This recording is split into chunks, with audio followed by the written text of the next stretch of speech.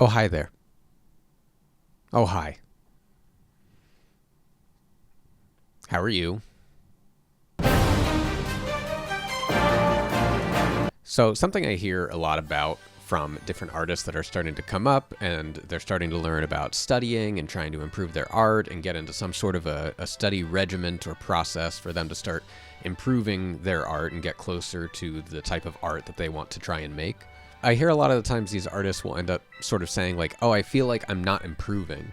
And if you're watching this video and you feel like that's you, then maybe it might be relevant to something that you're going through right now. So I'm going to try and help out. So more often than not, when I end up talking to artists that are having this struggle, they're drawing all day, every day, and they're still not feeling like they're improving, there's often a gap in people's understanding of what could be considered skill and what could be considered knowledge. I know many artists that just draw and copy from anatomy books and aren't actually reading any of the text in them. And it turns out actually all that text that's written in those books is there for a reason. It's actually got a lot of good stuff to say. And this is where I think that you end up getting that division between skill and knowledge. To better explain what I mean, I'm going to hop over to my computer and I'll show you guys what I'm talking about. Boop-a-doop-a-doop-boo. So I thought I'd go over to my computer so I could better kind of show examples of what I mean by skill versus knowledge. I think maybe some people might kind of understand already what I'm getting at, but just to be crystal clear with what I'm discussing here, I thought it might be helpful to have some actual visual examples. Okay, so these are some examples of some studies that I did way back in 2010. And based off these studies, like if you were just looking at this image, you could probably look at it and be like, oh wow, that person knows how to draw. They know what they're doing. Like, wow, that arm looks really, really great. Now, that being said, I'm just copying from an image, so I don't actually have to understand what's happening in the image itself. And even these less muscular ones over here, looking at these, you could still see like, oh yeah, there's all this little nuance and these little tiny bumps and stuff like that. And like, that's not because I'm like, oh, I know exactly how I want to design this muscle. That's because I see a little bump in the image that I'm copying from. So I go, oh, okay, well, muscles must be bumpy. But these are kind of what my figures from imagination were looking like back then. But what I want to try and emphasize here is that even though I was doing a lot of these drawings at this time and I was going through this book, I was able to still draw arms in a way. They were still arms, but you can see that I'm not really understanding what's happening underneath all of this. I'm getting these major shapes, right? I'm getting a deltoid, I'm getting a bicep. I see that there's some forearm muscles, but any other nuance that's happening underneath that, I'm not getting, I'm not understanding. I don't actually know what I'm drawing, but this is a skill that I'm gaining.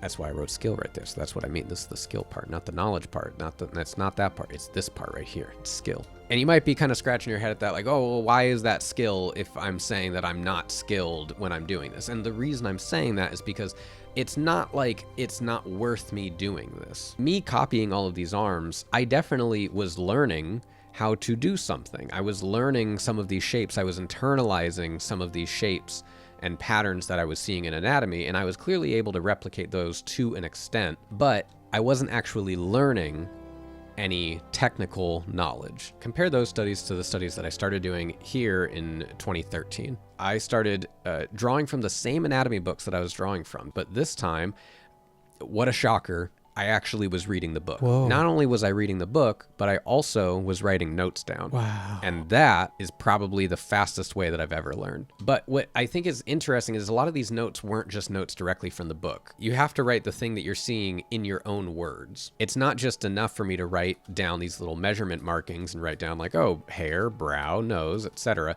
It's also writing down like, oh, from nose to chin is rule of thirds. Like you end up getting these kind of third breakdowns.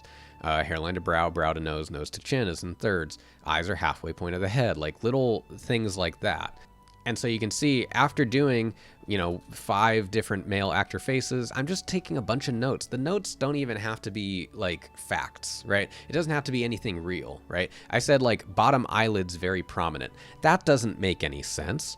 That's not a thing that is like a constant, like, oh, all men have prominent bottom eyelids.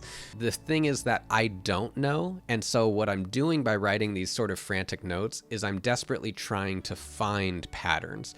I'm trying to see things that might be a common occurrence that I can then try to internalize and put back out in my own work. And so after I did 5 faces, I painted a whole head slash face from my imagination in order to see if I learned anything. So that's personally what I did. For those that want to try and replicate the same sort of a study process, I recommend it, but I do want to make sure to mention, like this, everyone has their own way of learning. My process of how I learned might not work for other people. People learn through different means. But if you're interested, how I feel like I started really improving a lot was a very careful balance of the following. What I would do is I would identify the problem. So this would be if I'm working on a portfolio piece and I'm working on something and I'm like painting the face and I'm repainting the face and repainting the face and I'm just like, it doesn't look right. I don't know why it doesn't look right. Anytime you catch yourself doing that, start to question if you actually understand what you're doing. If you don't understand what you're doing, then you've identified a sort of a weak point. You've identified this thing that you don't actually know what you're painting. You are hoping to get it to look a particular way. Then do a study. And this is a general term that a lot of people use. And what I mean by doing a study, what you're after when doing any sort of a study is it's not about being able to recreate an image that you see, copy an image one-to-one perfectly. In fact, I find that that's almost never completely necessary. What it is you're going back and thinking, what is it that I am not doing right? What do I suck at? And if you're thinking, oh, okay, I can't paint men's faces for some reason, right? We'll go back to kind of my previous studies. I would actually be questioning, do I understand proper structure of the skull? Do I even understand like good head construction? More than likely, it's probably that there's something actually wrong with the perspective of the skull and not necessarily something wrong with like the facial features of these guys that I'm painting. But let's say you're not even, you're not thinking that deep, understandable, right?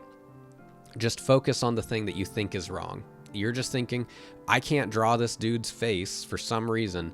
Go draw some dude faces, all right? And then write notes as you go along. Try to figure out like, okay, why does this work? Why does this not work? And it's okay if you don't get it right. This Brad Pitt looks awful. I knew it looked awful back then. I knew this did not look like Brad Pitt. That's okay. It doesn't need to look exactly like the reference. What I'm doing at this point is I am trying to obtain knowledge through application of skills. And in doing so, I will sort of bring that knowledge back into my skills in a way. So it's okay, this is where I can mess up. This is where things can look wrong or messy and doesn't have to be exactly right, because what I'm trying to do is learn. So then, after doing the study, you have to apply it. Now, what I mean by applying, this could be a few different things. It could be as simple as what I did here, where it wasn't on any sort of a major illustration or anything. I just knew I'm working on this today, so I'm going to also try to do something from my imagination. I'm going to try and learn. I'm going to try and see what I learned from practicing this. If you're uncertain of how effective this process is, I'd say this. Add another step before you even identify potentially, right? Let's say you just have a task. Now that task could be something simple, right? It could be as simple as draw a head. All right, just draw a head from your imagination. All right, no reference whatsoever. Take as much time as you need, but draw a portrait of someone. And then you could even look at that portrait and not see. There's a strong possibility that you could draw that portrait and not see what's wrong with it. More than likely, you won't see what's wrong with it. And so maybe you can't even identify it at this point. So instead, what you can do, after you give yourself this task, do a study right afterwards.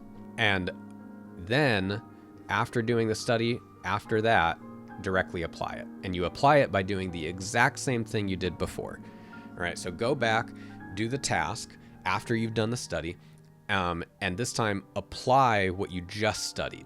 So this is what it would look like. So the task could be draw a character, all right? Maybe just simple, draw a portrait of a character, all right? Then do a study. Now, that study is probably more portraits of that character, maybe diversify it a little bit, maybe it could be structure of skull, it could be faces that are similar, actors, actresses, or models, or whatever that you might see. Doing those type of studies, and take lots of notes. Try to recognize things, try to see patterns. You could do things in anatomy books as well, where maybe you're going to Loomis, Bridgman, Hogarth, Hampton, and going through and doing some of their anatomy lessons, but make it relevant to the task that you just did.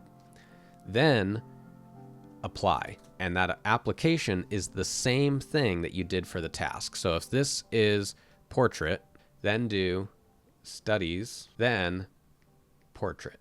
And both the task and the application should be from your imagination. And I guarantee you, it will be like a night and day difference. And it's not because you were looking at reference and following a guideline. It's because you practiced, you compared what you tried initially. You have an understanding of what you think something looks like.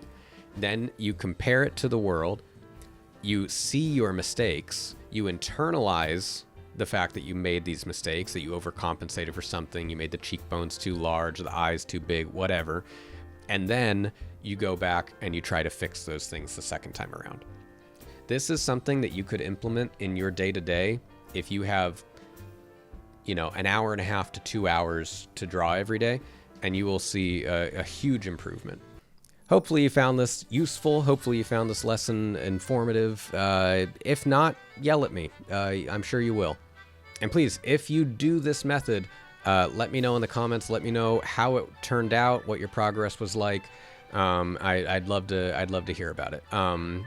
For anyone interested, I do have a Discord. You can join there. You can post your studies or whatever sort of progress that you made, and show everyone else how you ended up doing. Okay, bye.